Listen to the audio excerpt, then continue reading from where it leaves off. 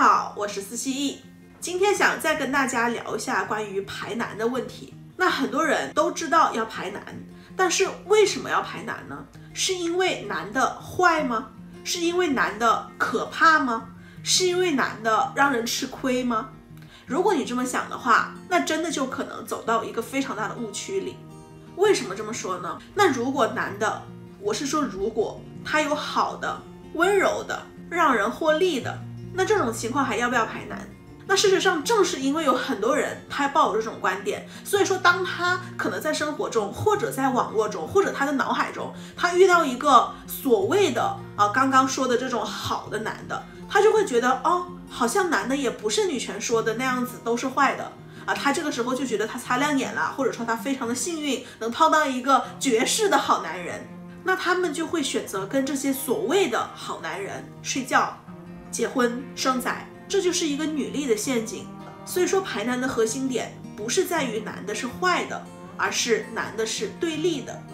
那刚刚说的所谓的坏的、可怕的、让人吃亏的这些词，实际上是抬高别人和唱衰自己的。其实在说出这种词的过程，你就是相当于去给对方权利，你去赋予对方权利，因为你的情绪是一种害怕的，或者说恐惧的、逃避的，把自己放到了猎物和第二性的位置上，感觉更像是找不到好男人的恐男和厌男，而不是出于理解女男天生对立的彻底排男。那怎么办？难道我们不能说他们坏吗？不是，爱的反面不是恨，而是不关注。我们选择不去关注他们，是在战略上无视他们，不需要恐惧，不需要害怕，而是建立第一性的心态，从上至下的去俯视他们。他们没有好坏，他们只是更低的存在。而战术上则要把对方当成对立的对手，我们想尽一切办法去排除他们。那女男为什么是对立的？其实很简单，女人是有女生，而女生就会有创生和创无的能力，男的没有，就只能够盗取女人的能力。简单来说就是女人会生小孩，女人也可以选择不生小孩，这就是女人天然的能力。女人能够通过这个能力去控制整个世界的人口，也能够控制整个民族的发展，能够去自行从一个人开始组建一整个家庭甚至家族。她是有无限的生产力和创造力的，她也可以自己独善其身，选择不让这个民族、不让这个国家、不让这个社会存在。他可以从他这里断一切后代的发展可能性。可是男的他没有办法生小孩，他却希望让一个小孩到他的名下，那掌权和掌握财富也会让女性和女性的后代陷入危险以及重复这样命运的过程中。所以说当他没有代价就可以拥有小孩的时候，整个人类的数量就会疯涨，而质量就会疯降，进入恶性循环。所以女人她除了作为自己，也作为后代女性的母代，她不能为了短期的利益，甚至是没有利益而去容男、爱男、沾男和生男。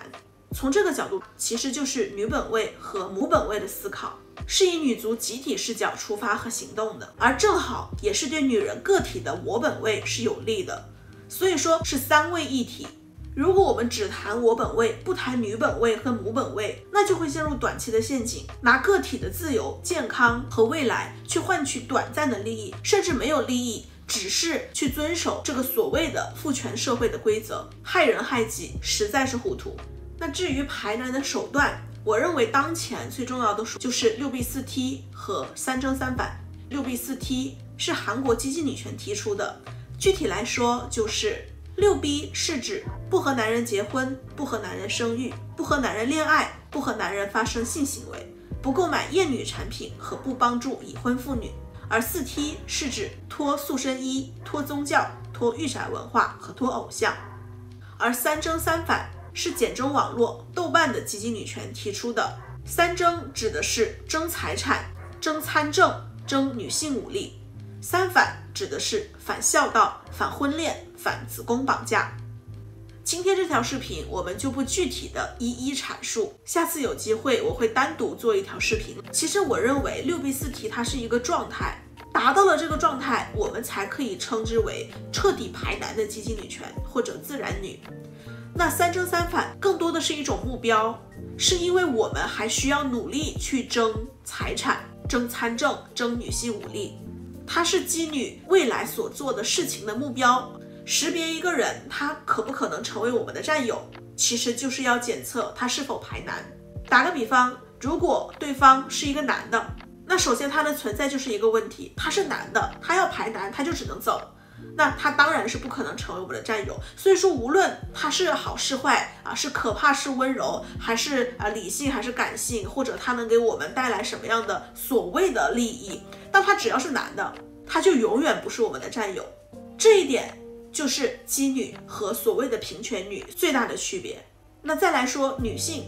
不是所有女性都能够称之为自然女的。那我们继续来举例子，如果是男宝妈，在她觉醒之后，是否愿意把男宝从她的生活里面排除出去，不再以男宝就是为了自己孩子的角度去伤害其他不沾男的自然女的利益。而女宝妈，那我们就要看她是否把女儿放在她老公前面，比如说她觉醒之后，是否会为了女儿的幸福跟她老公离婚。而女童，我们就要看她是否亲近除了 L 之外的 GBTQ+， 或者她有没有接男宝的意愿。而直女很简单，那我们就看她是否愿意放弃她所谓的异性恋的身份，放弃渣男，放弃爱男。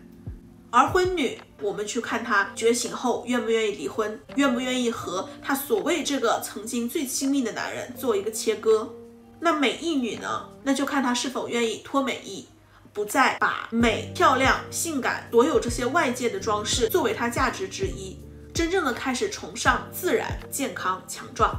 而非常常见的大孝女，那就看她是否愿意返孝，是否愿意不再去在乎父母的意愿，不再去认可父母的规则，不再去在意父母的情绪，而是真正的以自我为主体去体验这个世界，去活出自己的生活。那刚刚说的这些是一个人的性别身份，这个性别身份要么男要么女，而女要么自然女要么爱男女，也就是他选择排男或者不排男。但男的无论如何他都没有办法跨过来成为女的，他不管他任何的意愿，他只要是男的他就需要被排除。而和性别身份做对比的叫做社会身份，比如一个人他爱画画，这个跟排男无关；比如说他去拍电影，那也和排男无关；比如说他是学生，或者他去搞事业，或者他去躺平，这些都和排男无关；比如说他养宠物，比如说他不养宠物，比如说他去开屠宰场或者开有机农场，这些都和排男无关。政治家、科学家也好，清洁工、服务员也好，这些还是和排男无关。包括这个人有没有钱，他的钱是清白得来还是坑蒙拐骗来的，他乐于助人，喜欢跟别人连接，还是他非常特立独行，喜欢一个人生活，还有他的性格或者表达方式是激烈的、攻击性强的，还是温和的、讲道理的，这些都和排男无关。而这个社会身份事实上就是男女都有的，所以说我们去看一个人的时候，他是有性别身份也有社会身份。我们去识别战友主要是识别性别身份对他来说是否愿意主动排男并付之实践，而不是识别社会身份是否符合完美的女权标准。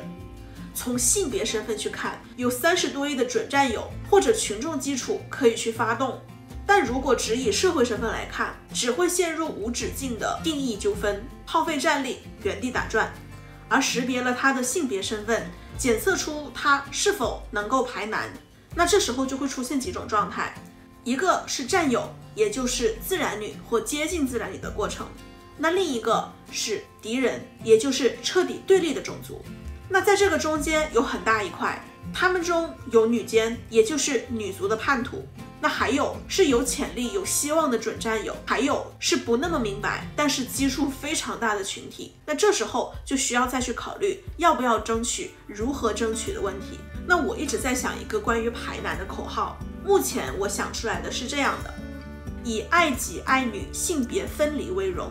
以爱男沾男嫁男生男为耻。